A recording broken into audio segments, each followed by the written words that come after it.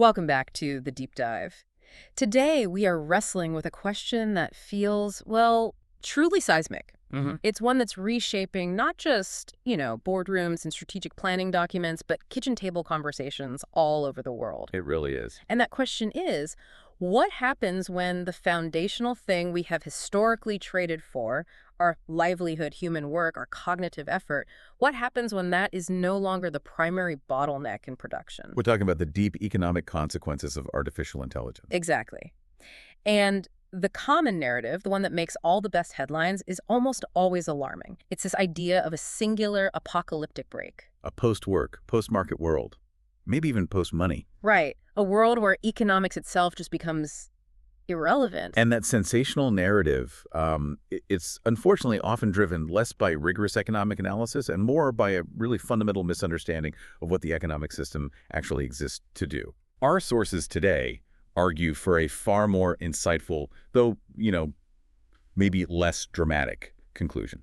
And that is that AI doesn't abolish the need for economic thinking. It clarifies it. It clarifies it. It strips away the historical accident, the fact that human labor was, for centuries, the most dominant constraint, and it forces us to look squarely at the constraints that remain, the things that truly anchor value.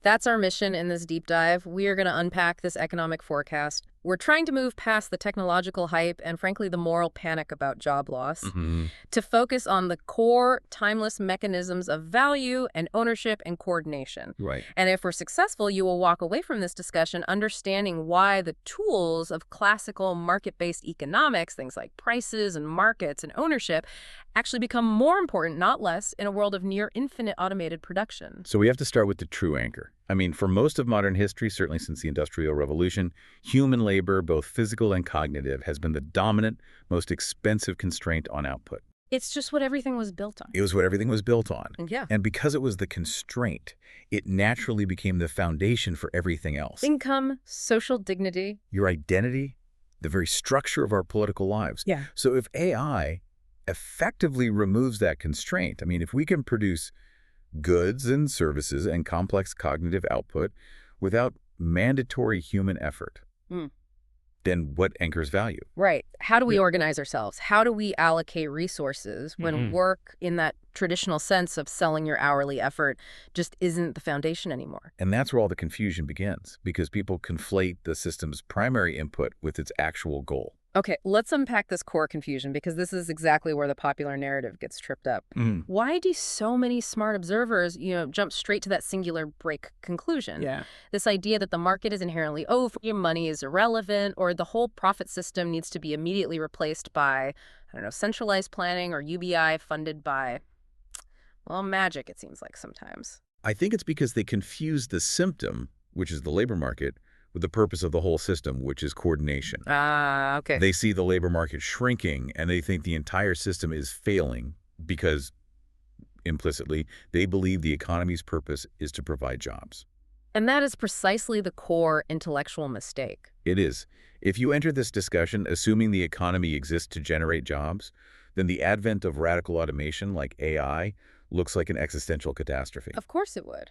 But our sources, drawing heavily from fundamental market theory, the traditions of thought associated with people like Ludwig von Mises, they define the economy very, very differently. So it's not a job creation machine. It is not a job creation machine. It is not a moral system designed to ensure fair distribution. So what is it then? Give us the distilled, essential definition. At its core, an economy is simply a sophisticated, decentralized coordination process. That's it. Its function is to align scarce means with competing human ends. Scarce means competing ends. The fundamental, inescapable problem of economics is, and always has been, choice under scarcity. This is the non-negotiable definition. If scarcity exists in any dimension that's relevant to human desire, economics exists. Period. So the argument isn't about whether AI is powerful. I mean, we all agree it is. It's about whether AI can truly eliminate all scarcity for all humans. Exactly. And you're suggesting that even if AI gives us, infinite perfect widgets for free, other resources are still going to be constrained. Precisely. The concept of resource limits is multidimensional. Even in some, hyper-advanced technological society, the source material reminds us that resources are never unlimited in every dimension at the same time. Right. AI dramatically reduces one scarcity human effort and computational complexity. Yeah. But others stubbornly persist. Like what? What's left? Well, we are still absolutely constrained by time. That's a finite resource for any individual lifespan and for our attention spans. We are constrained by land and physical location. That resource is fixed. Can't make more of it. Can't make more of it. We are constrained by attention, which is arguably the most fiercely contested and valuable resource in the modern digital economy. And critically, we are constrained by risk-bearing capacity and coordination itself. Just the sheer complexity of aligning billions of individual choices. So these persistent, non-automatable constraints mean the economic problem never, ever goes away. Never. That reframing is key. It takes the emphasis off the product, the widget, and puts it onto the constraint. So if the economy doesn't collapse when one constraint relaxes, it just reorients. It's like shifting tectonic plates. Yeah, it is. And this has happened repeatedly in history, right? I mean, this isn't a total discontinuity. It's a massive but structurally recognizable shift. That is the essential historical reorientation. I mean, just look back. Yeah. Agrarian economies were defined by their technological limits, right? And that inherently emphasized land as the primary scarce means. Which made land the foundation of status, political power, wealth. Everything. Then came industrialization, and the scarcity shifted to capital accumulation and organizational capacity. The new problem was, how do we gather raw materials, build these massive factories, and manage vast international logistics chains? And then computing in the late 20th century? Computing and electrification made information and coordination the central scarce resource. The ability to process, to transmit, and to act upon data became the key constraint. And now we have AI, which kind of eliminates that scarcity for us. Precisely. Now we have AI. This is just another, albeit a very dramatic, shift in the pressure point. So the fundamental logic of economics, the necessity of choice under constraint, it doesn't vanish. It never does. The sources emphasize that AI doesn't usher in some post-scarcity utopia. It merely moves the point of constraint from routine human effort to higher-level human judgment to allocation decisions and to bearing institutional responsibility. Okay, so if these constraints have shifted throughout history, from land, capital, to information, what evidence do we have that the system handled those previous shifts without just, collapsing into chaos?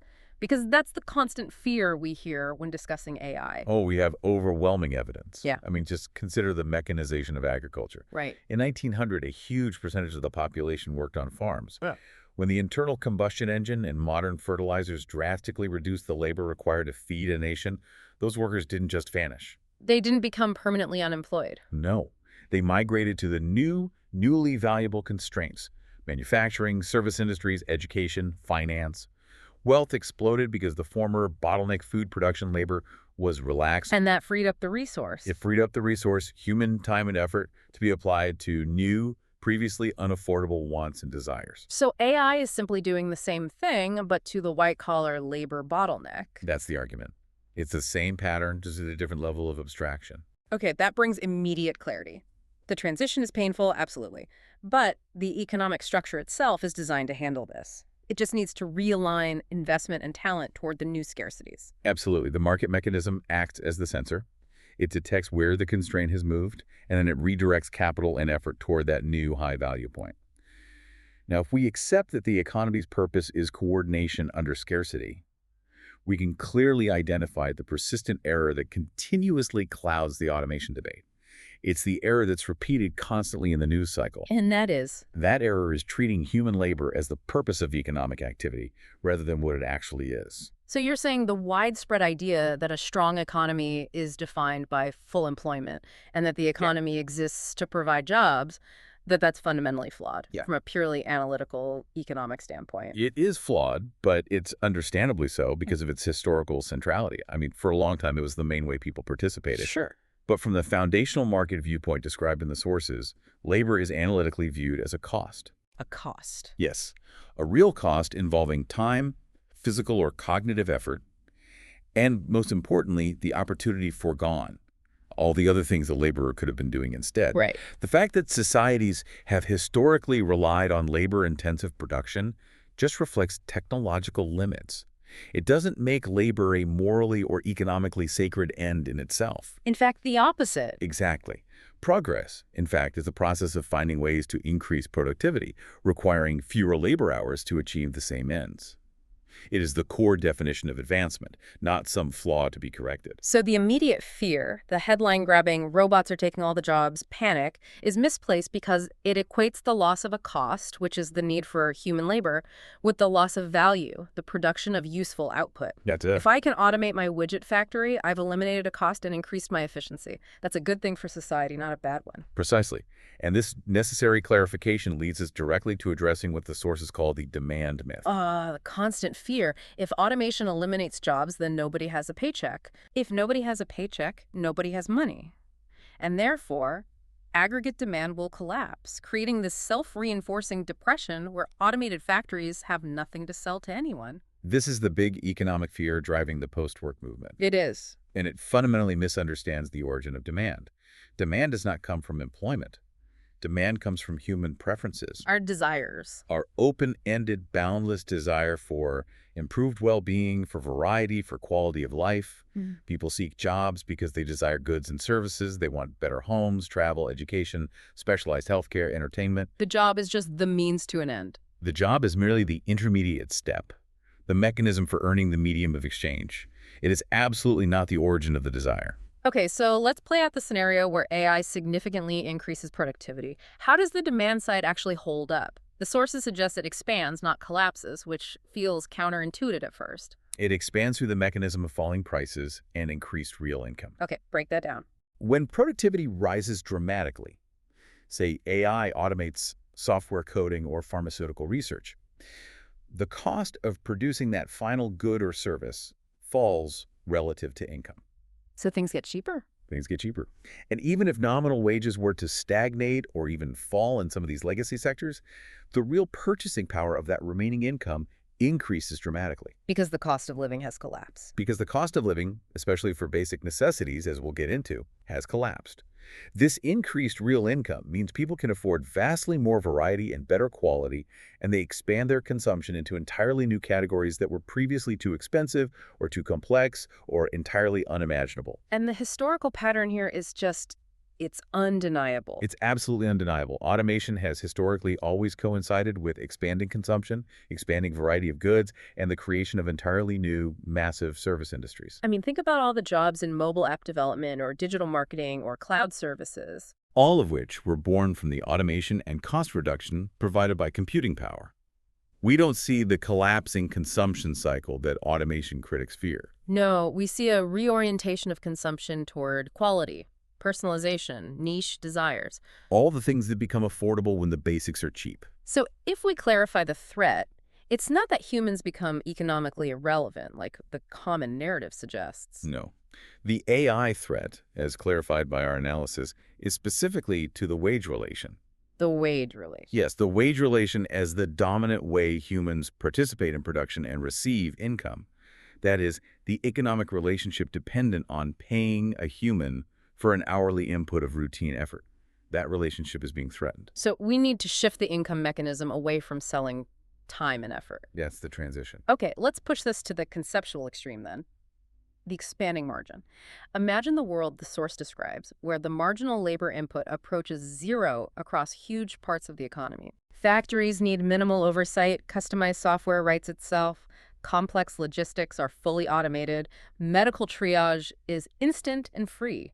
That scenario is only apocalyptic if you assume implicitly that human wants and desires are a fixed, finite list. That we're about to check off the last item. Yes, that we're on the verge of satisfying everything, but we're not.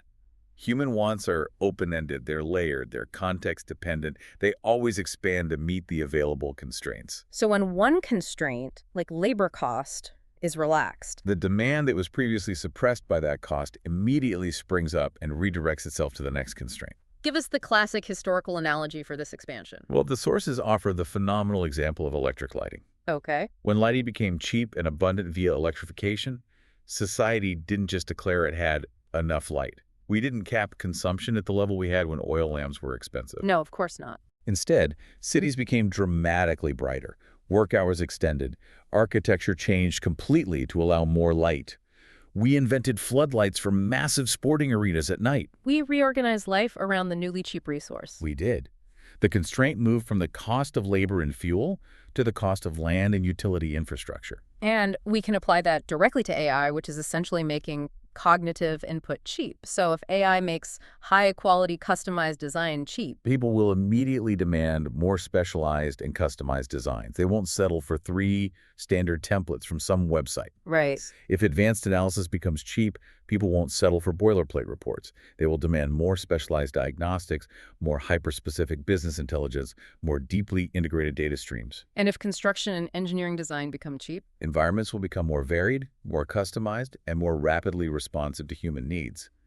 Imagine modular housing that you can reconfigure every month. so automation removes the constraints that previously suppressed existing and often latent demand for personalization, for quality, for complexity. It just unleashes it. It Ah. sounds like AI doesn't kill consumption. It simply makes the market far more granular and demanding. Precisely. It enables hyper-customization at scale, which is an infinite demand frontier. Nobody ever says they have enough quality or enough personalization or enough complexity tailored exactly to their needs. That's a great point. This clarity on shifting constraints leads us directly to the crucial transition.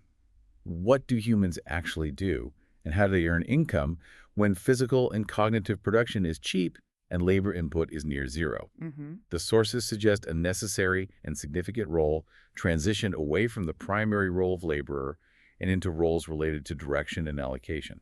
This sounds scary because most people define themselves by what they do for a wage. It does. But you're saying this isn't a new phenomenon. It's just accelerating a historical trend. It is absolutely a continuation.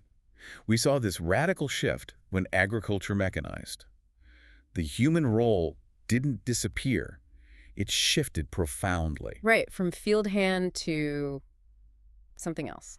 People moved from being manual laborers tilling the soil to roles involving highly skilled scientific input, ownership, management of large-scale logistics, commodity trading. All these new layers of complexity. Yes. AI simply accelerates this shift across every cognitive domain.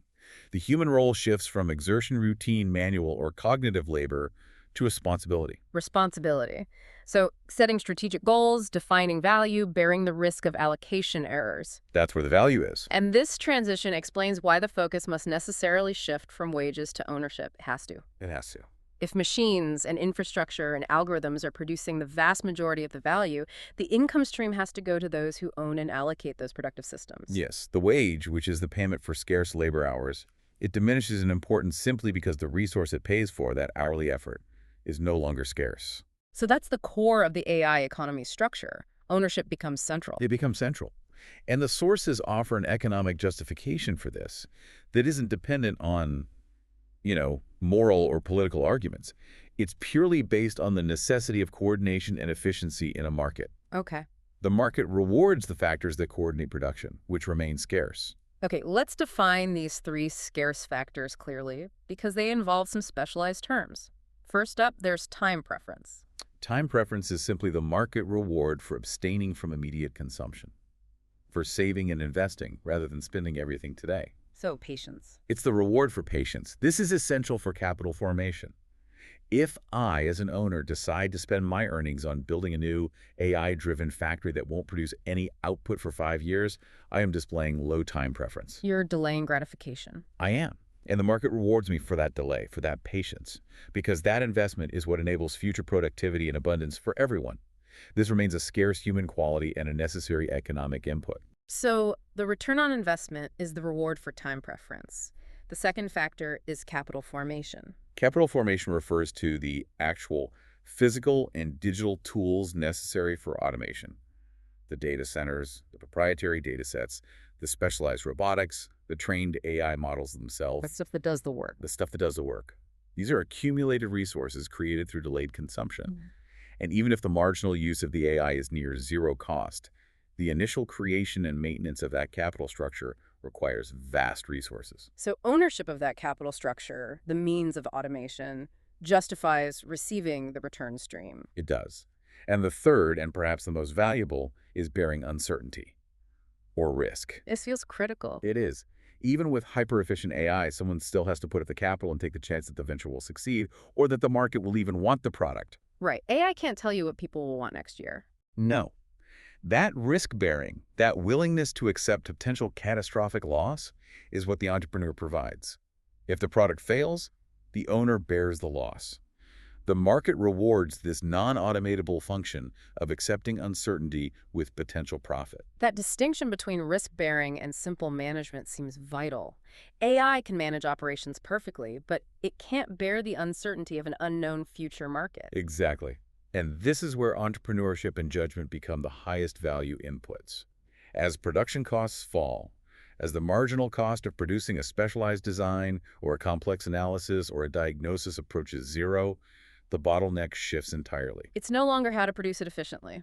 It's deciding what should be produced at all and where to allocate the automated capacity. This sounds like the ultimate human task, the one that differentiates us from the machine. It is the ultimate market function. This is not a technical optimization problem that AI can solve. It can't. AI can optimize toward a goal you give it, maximize profit given these current constraints. But it cannot generate the goals themselves. It can't decide that the world needs, I don't know, a self-folding paper airplane or a new type of fusion reactor. And it can't bear the financial or reputational losses when the goal is wrong. Or make the complex, high-stakes trade-offs between competing human wants under radical uncertainty. So why does this mean markets have to persist? Why can't a centralized AI planning system just optimize for human happiness? Because goals are decentralized. They're contradictory. They're constantly evolving. Only a decentralized price system, a true market, can aggregate the dispersed knowledge required for entrepreneurial judgment. And assess consumer preferences instantaneously? Yes, and force risk bearers to suffer losses when their judgment is faulty. The sources stress that markets, not centralized planning, even AI-driven planning, excel at forcing accountability for judgment. And that leads directly to why traditional business structures, firms, contracts, legal ownership, all of that persists. They persist because they assign responsibility and concentrate accountability. Even if the factory is run entirely by an AI system, if the product fails and injures someone, or if the capital is misallocated and the firm goes bankrupt, someone has to be held responsible. Someone needs to be legally and financially accountable. This institutional need for responsibility, which cannot be automated, secures the continued centrality of ownership and entrepreneurship in the AI economy. It is the human who signs the contract and assumes the liability. So the role transition isn't from worker to retiree. It's from worker to owner or director or risk bearer. And the income stream follows that shift in responsibility. Precisely. We're talking about the democratization of the means of direction, not just the means of production. That's the challenge and the opportunity for the coming decades. This argument leads us neatly into why the predictions of human economic obsolescence are, well, fundamentally flawed. The idea that AI makes humans irrelevant assumes that our relevance depends on outperforming machines at specific, isolated tasks. Which is a losing game. It's a losing game, and let's be honest, AI is rapidly achieving that. But our sources make it clear that the market rewards something entirely different, something AI can't touch. Yes. The market always seeks out the most constrained resource. And even if AI outperforms a human in processing data, diagnosing a disease, or writing a basic legal brief, humans remain central. And it's because of comparative advantage in specific areas that are non-computational and fundamentally institutional or social. Okay, so what's the first one? The first and most critical area is responsibility. That seems like an unmovable legal and philosophical constraint, regardless of how good the tech gets. It is. Responsibility cannot be automated away because it is a legal and moral concept. Someone must be recognized as the legitimate decision maker, and someone must bear the consequences of failure legally, financially, and reputationally. AI systems are tools. They are phenomenal tools, but they are not moral agents, nor can they be held accountable in a court of law. The moment an automated system harms someone, the blame chain inevitably leads back to the human who owned, deployed, or directed that system. So this non-delegable responsibility creates a permanent need for human oversight and ultimately human income derived from assuming that liability. Yes.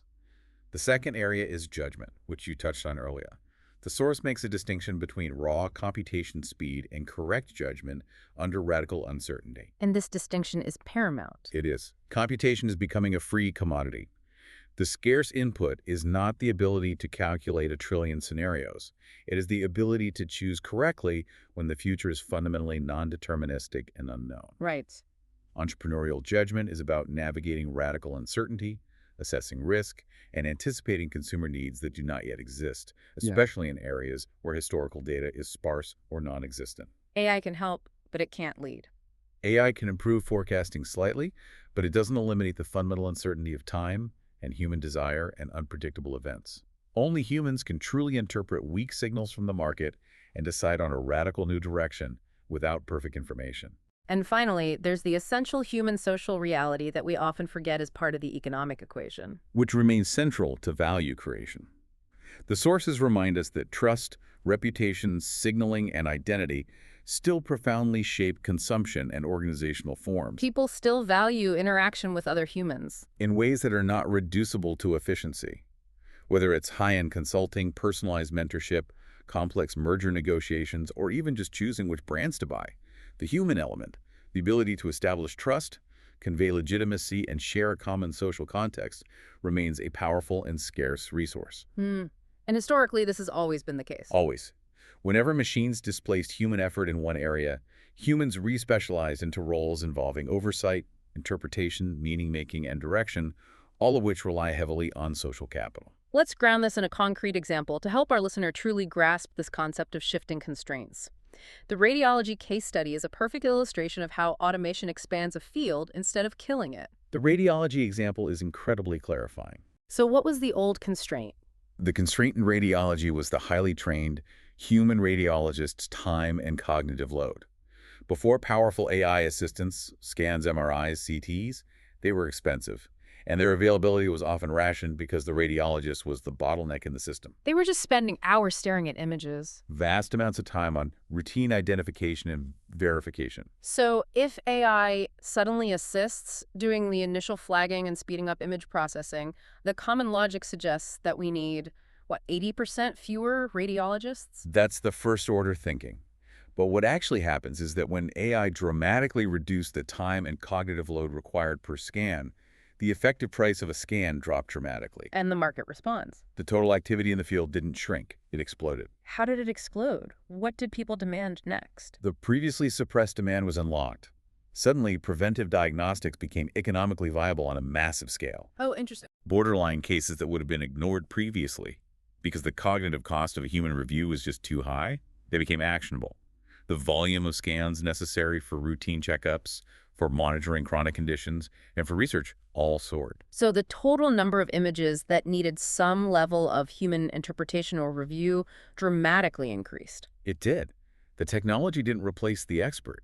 It shifted their job from being the primary laborer to being the director and the arbiter. Okay, so what does that new job look like? The human radiologist shifted from merely reading every image to managing the AI, interpreting its output, designing new diagnostic protocols, deciding which new tests to run based on the AI's flags, integrating the results into a broader treatment plan. And most critically, communicating complex risk and uncertainty to the patient and other doctors. The domain of human influence, judgment, and responsibility grew, even if the routine labor vanished. This concept that zero marginal cost does not mean zero value is critical for understanding the future of profit. It's everything. As AI drives marginal costs towards zero across many industries, many goods will be offered cheaply or even for free. People see this and immediately think the profit mechanism is broken. That's because they confuse price with intrinsic utility.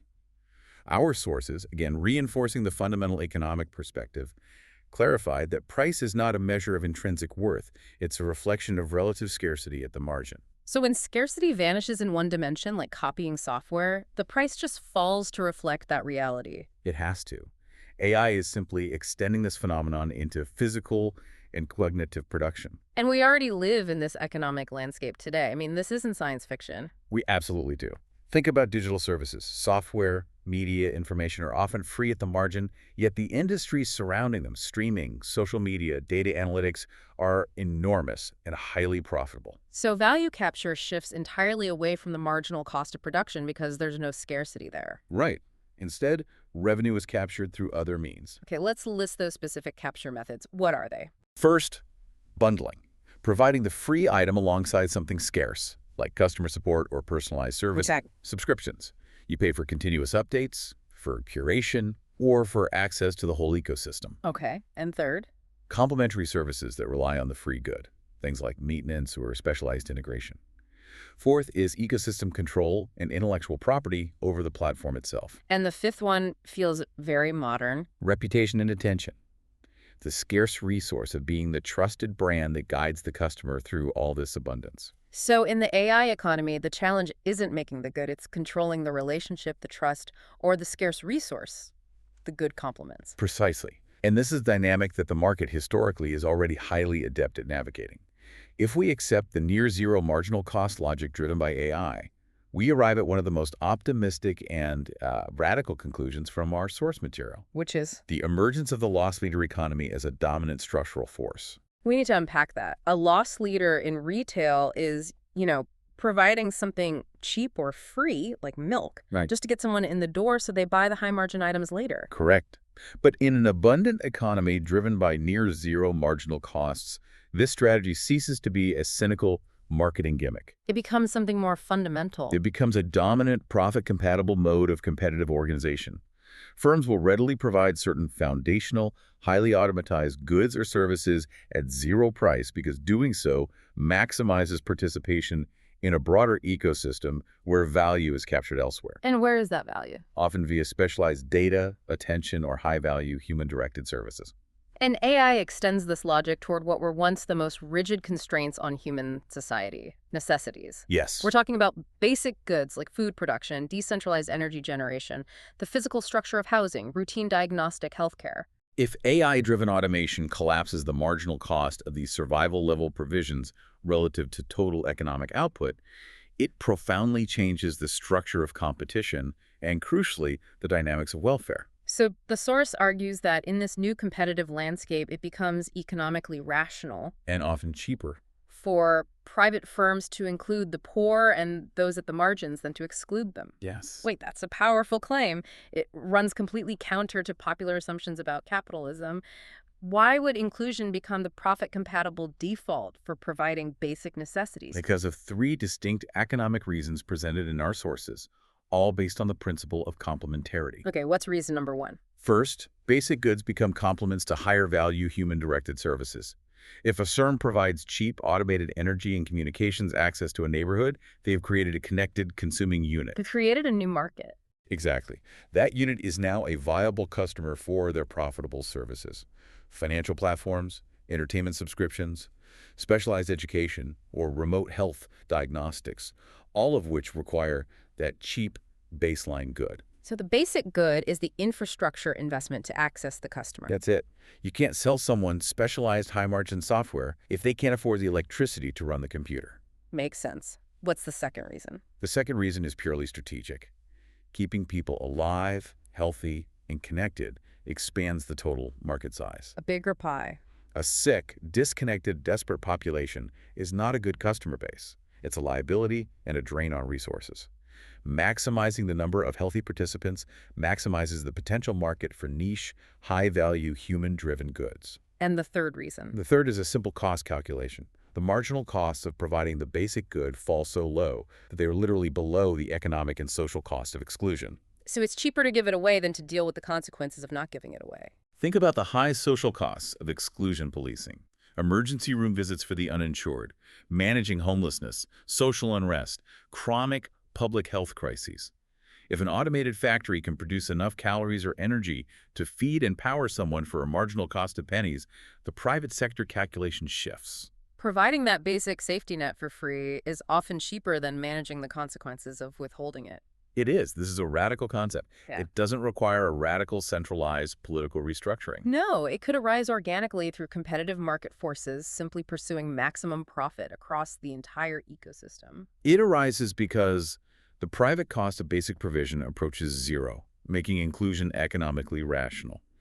It is a competition not to restrict, but to expand the base of participants. So the implication is that the baseline standard of living rises dramatically, even for those not directly participating as high-level owners or entrepreneurs. I mean, we already see this today. People with modest incomes have access to global communication, immense computational power, and a variety of calories comforts that were totally unattainable by kings centuries ago. AI accelerates this trend by targeting the last bastions of physical and cognitive labor intensity. The baseline standard of living will rise to include ubiquitous access to automated information, personalized education, and near-zero-cost essentials like diagnostics and modular structure production. And this fundamentally shifts the nature of poverty. It does. Poverty, as defined by the sources, becomes less about material deprivation and more about exclusion from ownership, direction, and high-value coordination. Which is a much more manageable problem to mitigate than material scarcity when survival goods are essentially free complements. It's a different class of problem entirely. Before we move on, we have to look at the one area where this abundance narrative hits a massive tangible roadblock: housing. The sources highlight housing as the perfect test case where technological abundance meets fixed inherent scarcity in the most visible way. This is a critical illustration of the persistent constraints.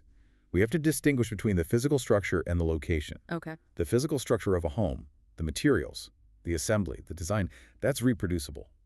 As construction automation, 3D printing, and AI-driven modular design improve, the cost of the building will decline significantly. That's the part that trends toward abundance. But the economic scarcity remains locked in the location. Precisely. The scarcity concentrates entirely on location, the land and its proximity to people, specialized services, networks, and opportunity. So agglomeration effects, these dense hubs of human interaction, they become more valuable. More valuable because that is where the scarce human inputs, judgment, coordination, trust concentrate. The building itself becomes a commodity with a zero marginal cost trajectory, but the land, the fixed location, retains its intense scarcity premium, amplified by the demand for proximity to high-value human action. And this is where institutional failure becomes the primary constraint preventing abundance from translating into cheaper living. Yes. This is the bottleneck. The market, driven by AI, is ready to provide cheap housing structures anywhere. But if institutional constraints like zoning, restrictive permitting processes, and density limits prevent the new structures from responding flexibly to demand in desirable areas, then policy amplifies the natural land scarcity. And the result is the paradox we see today. Cheap to build, impossible to afford. The abundance is blocked by the rules of the game. Exactly. We've established that scarcity concentrates on land, time, judgment, and risk, but let's address money itself. The sources are clear that despite the proliferation of zero-price goods, money doesn't disappear. No. That seems counterintuitive when we talk about a world of free services. Why does money persist? Money persists because its function is not merely transactional. It is fundamentally an intertemporal coordination device. Oh, what? It coordinates plans across time. Money is essential because it allows economic actors to coordinate plans across time under uncertainty. And since radical uncertainty, the non-deterministic nature of the future will always remain, money remains indispensable for comparing highly complex alternatives, allocating capital across long time horizons, and making credible long-term commitments. So while the price of a digital good might vanish, the price of a 30-year bond or a long-term capital commitment, that actually intensifies. Exactly. The act of pricing concentrates on the remaining scarce constraints. In the AI economy, money becomes a more precise and valuable measure of those constraints. The constraint. The price of risk allocation, the price of long-term commitments, the price of attention, and the price of fixed location, which is land.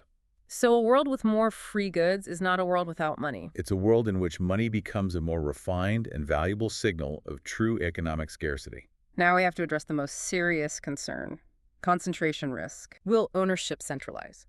Will a handful of technological behemoths who have the largest proprietary data sets and the best frontier models own all the AI systems, leaving the rest of us functionally dependent on them? This is the fear that drives calls for regulation or nationalization. This is a critical and serious concern, and the sources are very clear on this. Yeah. This outcome is absolutely possible, but it is not an economic necessity driven by the technology itself. Okay, that's a huge distinction. It is. Sustained, entrenched concentration of ownership typically requires durable barriers to entry that are institutional, not merely technological. Let's define these durable barriers that enforce concentration, because this shifts the blame from the market to the political system. There are primarily policy failures. They include things like rigid, overly broad IP structures that lock up foundational areas of technological development for decades. Right. Burdensome licensing and compliance regimes that only massive legal teams can navigate, which thereby favors established players. We already see that. Restrictive zoning constraints that cartelize land use and exclude small developers, and financial regulations that unintentionally subsidize large firms or misprice systemic risk, making it easier for large players to raise cheap capital. So the technology might be decentralizing, but our institutions are forcing centralization. That's the core argument. If technology naturally tends toward decentralization and falling costs, but institutions enforce concentration, that is a failure of governance, not an inherent failure of the market structure driven by AI. And history gives us some hope here in terms of technological cycles. We've seen this pendulum swing before. We have. Computing centralized into mainframes in the 60s and 70s. Then what? Then it decentralized into personal computers and local networks, then re-centralized into cloud infrastructure in the 2010s. And now? And now the trend is moving toward edge devices, specialized, smaller models, and distributed computing. Software development used to be dominated by giants, but the advent of cheap tools and open distribution channels shifted power to millions of independent creators. So AI can follow that decentralized path if we allow for ease of market entry. Absolutely. While training frontier models is incredibly capital-intensive, the sources point out that deployment, fine-tuning, integration, and directing AI towards specialized ends tends to get exponentially cheaper over time. So as the tools get better and cheaper. As the necessary tools mature and become commodified, the core competitive advantage shifts away from raw computational scale and toward direction, taste, speed of iteration, specialization, and proprietary application of data. That sounds like a powerful argument for the small player, the rise of hyper-customization directed by human taste. That is the crucial counterforce to the conglomerate. Large firms excel at standardized, mass output and efficiency. But when customization becomes incredibly cheap via AI, small, specialized, and niche producers gain a massive relative strength. So a small team could outcompete a giant. A handful of entrepreneurial individuals directing highly tailored AI systems for a narrowly defined customer base can absolutely outperform a massive firm trying to serve everyone with a generalized product. This hyper-customization opens the possibility for millions of owners and operators, provided institutions permit ease of entry and rapid experimentation. This all boils down to the final, most important point for policymakers and for us, the listeners. The true bottleneck in adapting to the AI economy isn't the technology, it's the rules of the game. It is entirely institutional. The greatest danger is not some science fiction scenario of technological unemployment, but institutional failure. Rules that prevent the market from adapting to the new reality of abundance. So when zoning blocks housing supply. Technical abundance can't translate into cheaper living. When IP law is too rigid. Innovation is frozen. When fixed compliance costs are high, small entrants are excluded, and existing concentration becomes self-reinforcing, regardless of the technology's potential for decentralization. So the conclusion of the source material is that a decentralized, flexible, market-based order is uniquely suited to adapt to this rapid technological change. Yes. Provided that order is protected from self-inflicted wounds. It is, precisely because the market allows for constant simultaneous experimentation, and it rapidly punishes persistent errors in judgment. Centralized attempts to manage abundance or predict the future needs of the labor market, historically, often result in locking in yesterday's scarcities and freezing economic progress. So we must minimize artificial scarcity created by rigid, centralized policy. That's the takeaway.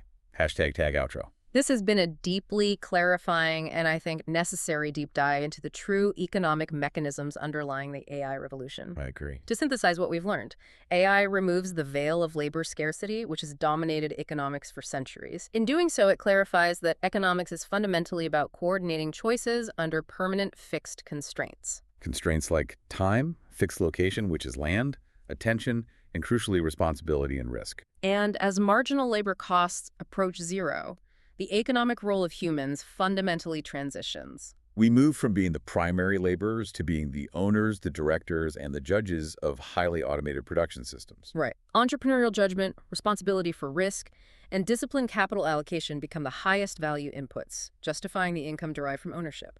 The most profound implication is that the future is not post-capitalist, but one where living standards dramatically rise for everyone, even those at the margins. How? Because survival goods trend toward becoming cheap complements within vast competitive ecosystems. But the critical determinant of whether this results in widespread prosperity and diverse ownership or concentrated dependent power, That's entirely about institutional adaptability. It is. Are we willing to reform the rules to match the reality of technological abundance? The challenge before us is less technological and more institutional. The market is ready to provide abundance, but policy often enforces scarcity. We must examine and reform the institutional barriers, from zoning and fixed compliance costs to IP law, that prevent the efficient translation of zero marginal cost production into cheaper living and broader ownership. That leaves us with a final provocative thought for you, the listener, to mull over as you navigate this rapidly changing world. If AI makes production and analysis essentially free, and the economic value concentrates entirely on judgment, responsibility, and fixed location, what is the most valuable scarce means, that non-computable, non-automatable asset you need to cultivate and invest in your own life to successfully participate and thrive in this new AI economy? Think about how you are shifting your resources away from routine tasks and toward those non-automatable assets.